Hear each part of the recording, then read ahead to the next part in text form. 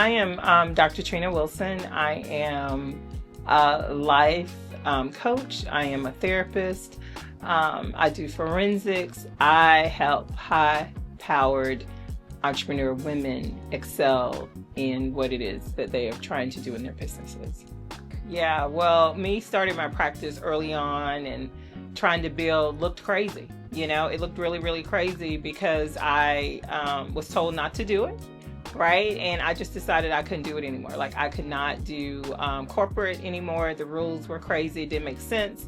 So I decided to go on my own and open up my private practice. In doing that, I had to turn off the lights in my house, and I just turned off really all the utilities and decided that I would take on the route of getting fit. So I would go to the gym in the morning with my things, and I would shower and do all of the things that I needed to do, and I would go to my practice and I would just work, and I would work all day. So I would go out and eat, grab me something to eat, and then I would just go home to sleep. So I didn't have a need for the electricity and all of the other things. I didn't have a need for those things because I would just get up in the morning and go to the gym and get my workout on and just kind of make it happen.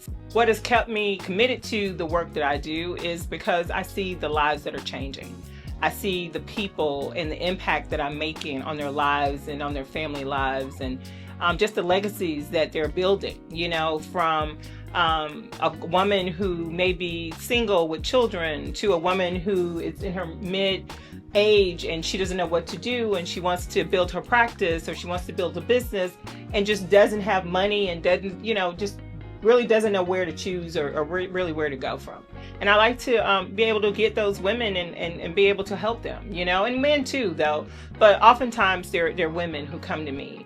Yeah, well, that wasn't a major pivot. You know, I myself was going through a divorce at the time and just decided that, you know, oh my goodness, I don't know what I'm going to do. You know, my office is in Marietta, Georgia. I am used to doing face-to-face therapy. What am I going to do? And then I started getting an influx of truckers, male and females, wanting to come to me for services. So that's because I'm an SAP, that's a substance abuse professional. So I was looking and working with a number of people who were using substances at the time because we were shut down. However, trucking was still going on.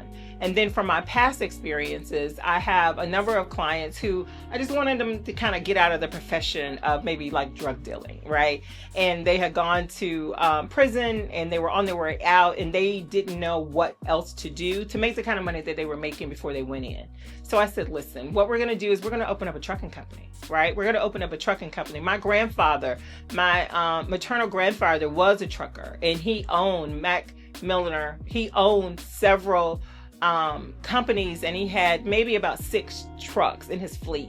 So I felt like, you know, that's legacy, right? And that is in my bloodstream. So let's just do it. Let's just try, right? I'm crazy, so I'll try anything once.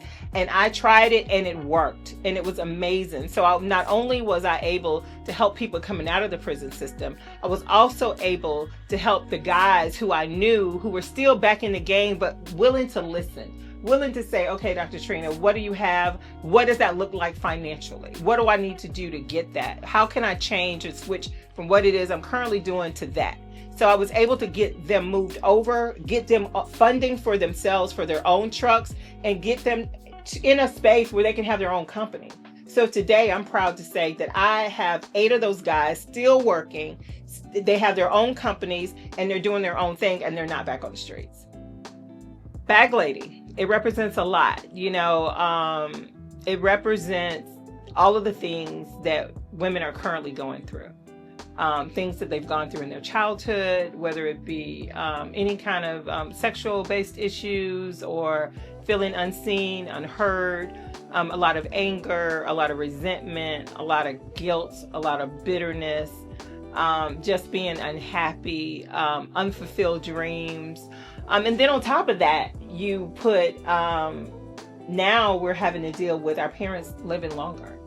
So now not only are we dealing with the things that we went through our childhood, the things that we've gone, either if you've been single or married or divorced or widowed or never married, right? Then on top of that, if you've had children, if you've had grandchildren, if you have even been an aunt, to have your parents on top of that, they're aging and then they have needs. And then you have to have a schedule, right? And as an entrepreneur, we expect for you to be nothing but amazing. Like, you have to be great. Or why did you do this? Why didn't you just go get a regular job, right? So all of those things are what we carry in our bag. You know, that's the mask. The things that people are carrying that women don't see, that's the mask. That's the mask that we hide behind, right? So we can smile, but you don't know that, my lights were just cut off, right? So I can be suited up, but you don't know that they just repossessed my car, right? So women are suited up every day. You see them.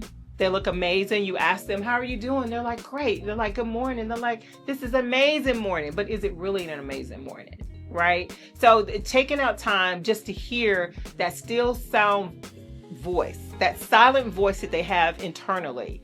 If you're passing them every day and their good morning doesn't sound like a great morning, then you might want to check in with them, right? Because I see a lot of women who just decide, I don't know what I'm going to do.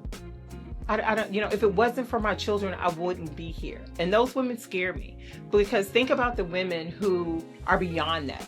My kids are old enough. They're in college. They're teenagers. They'll be fine without me. They're not really in their nurturing state. But I know that I'm tired. I know that I'm worn. I know that people don't give me the recognition that I need, and I am worn. So those are the things that women see. That you don't see, that women carry. Not being recognized, feeling unseen, feeling unheard, feeling unloved, all of the things. Being over 40 has really, really allowed me to sit back and relax, right? Because I don't care. I have put that down. If you have a problem with it, baby, that's your problem. You're going to have to go on and ride with that, because it's not my problem, right? So I grew up in an era, like you said earlier, where women were expected to be seen but not heard. And when you were seen, you were immaculate. Your hair was put together, your clothes were straightened, they were ironed, all of the things. You were well put together. You were not a person who just got up out of the bed and showed up. No, that's not how we showed up. But now I don't put a whole lot of worry in that. Yeah, I take care of myself, and yeah, I'll put some time in, but you know what? It's fine. It's fine. If I don't want to wear heels to church, I'm going to just put on some slides, and it's going to be okay. Right? I'm not going to wear pantyhose, and you're going to have to relax. It's hot. I don't want to be hot. You right? So I am really diving into what I like and what I prefer versus what else other people might want or what their expectations are. I'm just going to do Trina. And it's going to be all right.